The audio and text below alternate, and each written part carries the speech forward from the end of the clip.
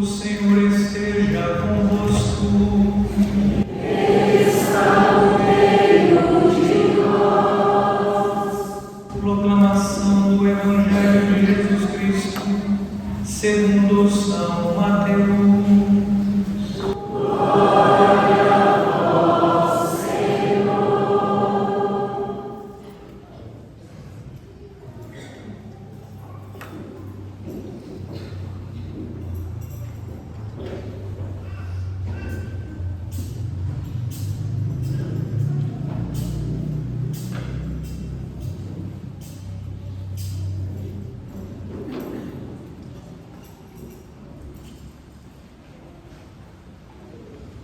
Naquele tempo, partindo dali, Jesus viu um homem chamado Mateus, sentado na coletoria de impostos, e ele disse: segue-me. Ele se levantou e seguiu a Jesus. Enquanto Jesus estava à mesa em casa de Mateus, vieram muitos cobradores de impostos e pecadores e sentaram-se à mesa com Jesus e seus discípulos. Alguns fariseus viram isso e perguntaram aos discípulos: por que vosso mestre come com os cobradores de impostos e pecadores? Jesus ouviu a pergunta e respondeu: aqueles que têm saúde não precisam de médico, mas sim os doentes. Aprendei, pois, o que significa: quero misericórdia e não sacrifício. De fato, eu não vim para chamar os justos, mas os pecadores. Palavra da salvação. Glória a vós, Senhor.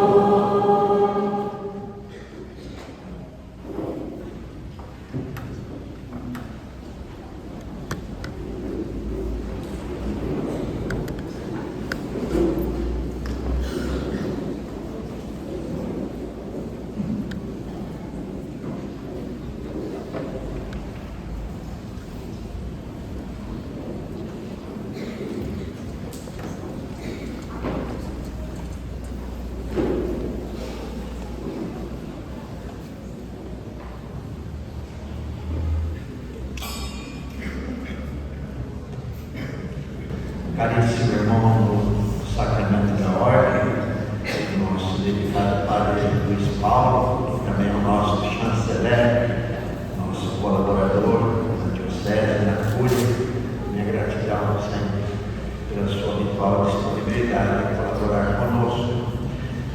Saúde o diácono Thales também, que é um outro grande colaborador nosso na Cúria. Muito obrigado pela sua disponibilidade. Se vocês, todos irmãos e irmãs, no sacramento do batismo, aqui formamos a família de Deus, o povo santo de Deus. Me dirijo primeiramente aos crismandos, né? Chegou o grande dia, chegou o grande dia de receber o dom do Espírito Santo, o dom de Deus, e confirmar a fé que vocês receberam dos pais da igreja. Hoje é o dia da confirmação, é o sacramento da maturidade e do compromisso. Então nós nos alegramos com vocês. Na origem de tudo tem um chamado, o chamado de Deus. O mesmo Deus que chamou Abraão é o Deus que chamou vocês para entrar na catequese de Cristo. Vocês deram uma resposta positiva, entraram, perseveraram, e aqui estão para coroar esse percurso, não para encerrar, para coroar, porque depois de Pentecostes, celebramos faz 2 semanas, começa a missão. Foi assim no início da igreja. Após Pentecostes, os apóstolos, os discípulos saíram em missão. E hoje acontece aqui no Pentecostes com o sacramento da Cristo. Então a igreja espera, queridos crismados, daqui a pouco crismados, que vocês participem ativamente da vida dessa paróquia, da vida da igreja. Eu sempre digo, já disse ano passado e digo novamente, na igreja tem lugar para todos e tem trabalho para todos. É o único lugar que não tem desemprego, né? Então encontre o lugar de vocês aqui na paróquia, nas pastorais, no movimento, no grupo de jovens. Estão atrás da turma aí cantando, que bonito, né? O jovem Carlos Curtis, né? Então, tem tanta coisa bonita que acontece. Então procurem participar da vida da igreja. Esse é o nosso desejo. Depois, aos padrinhos e madrinhas, também o convite é uma honra, mas junto com a honra vem um compromisso, né? Chamada e resposta, sacramento, compromisso, convite, compromisso, e assim a gente honra um compromisso tanto os crismados como os padrinhos, como nós todos, por meio da oração, né? Pedindo a Deus a graça, né?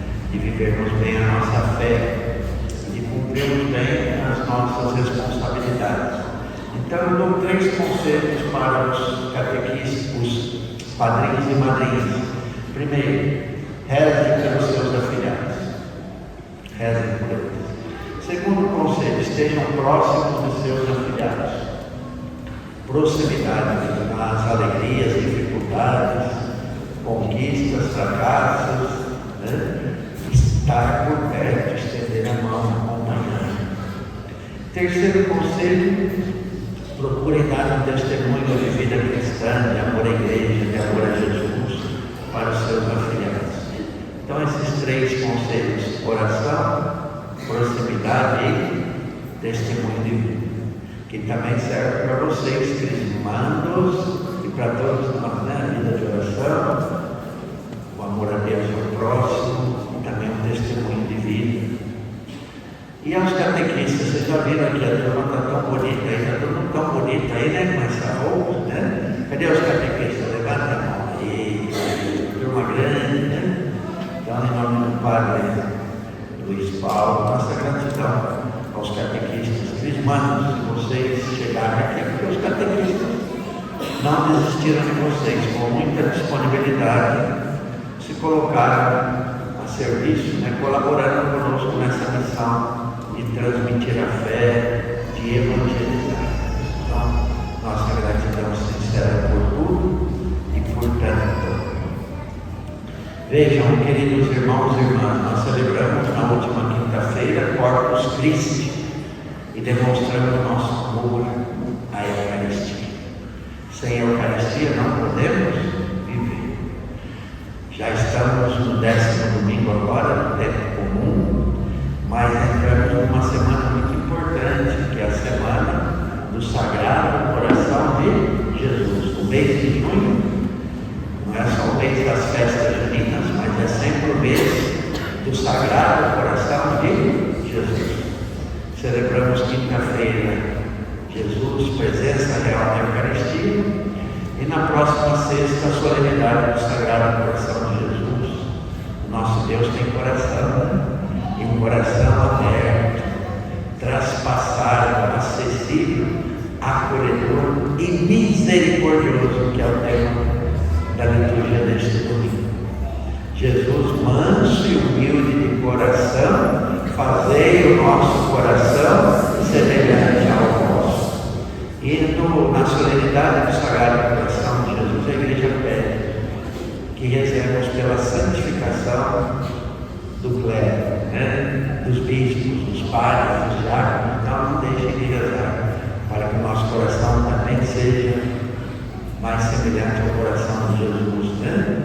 Todos nós buscamos melhorar o nosso coração, crescer do ponto de vista humano, espiritual, e se assemelhar ao coração de Jesus, sobretudo na prática do amor e da misericórdia.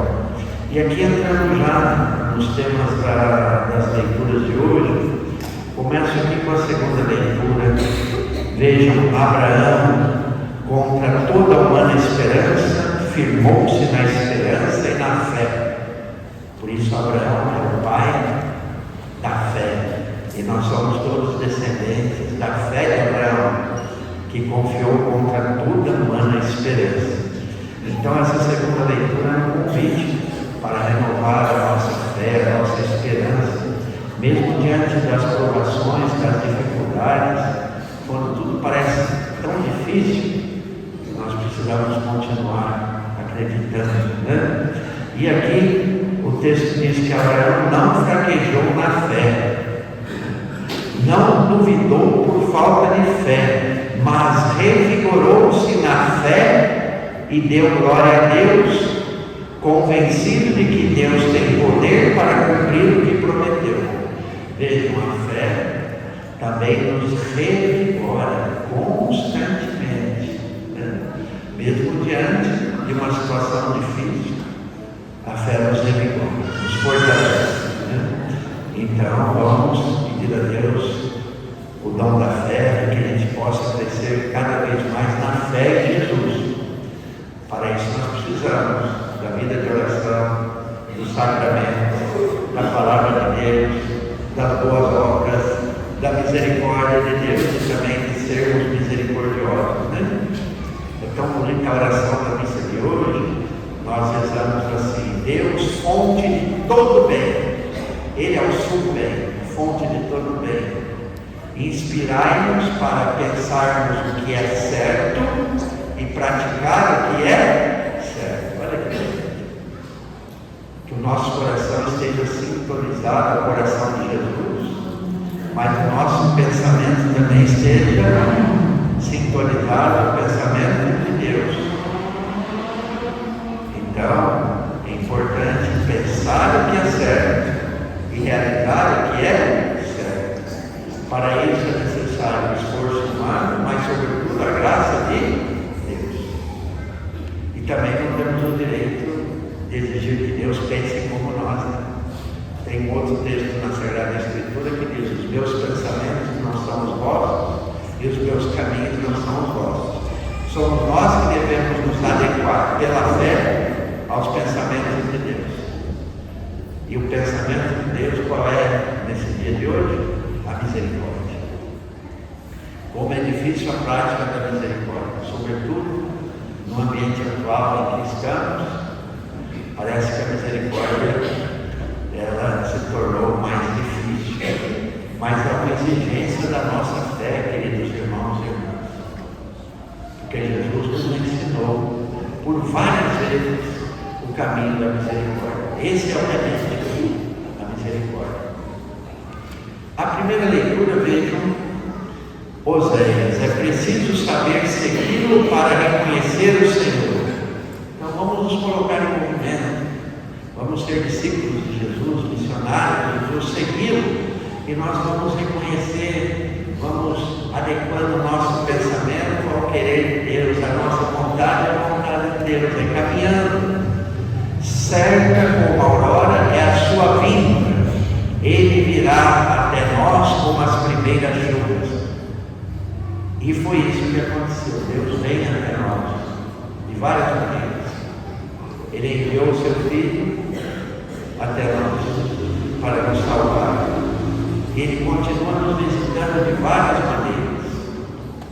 E quantos sinais nós temos da presença de Deus, da vinda de Deus em nossa vida, em nossa história. Por isso aqui já passamos para o Evangelho, né? Então Oséias diz: certa como a aurora é a sua vinda, Ele virá até nós. E Jesus foi até quem? Até Mateus. Vejam que cena linda essa do Evangelho. Jesus, Mestre, Salvador, Ele vai ao encontro dos pecadores.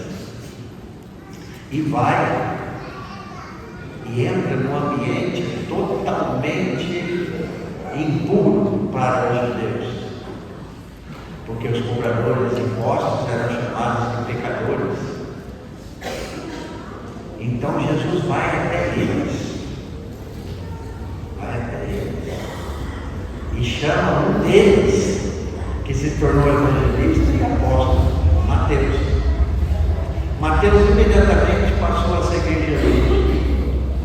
Vejam, quando Jesus ele vai ao encontro, o olhar de Jesus, a fala de Jesus segue, como isso caiu no coração de Mateus, e ele largou tudo para seguir o Mestre. Isso toca a nós, queridos irmãos e irmãs, quando vamos também ao encontro dos outros, sobretudo aqueles que são considerados descartados, pecadores.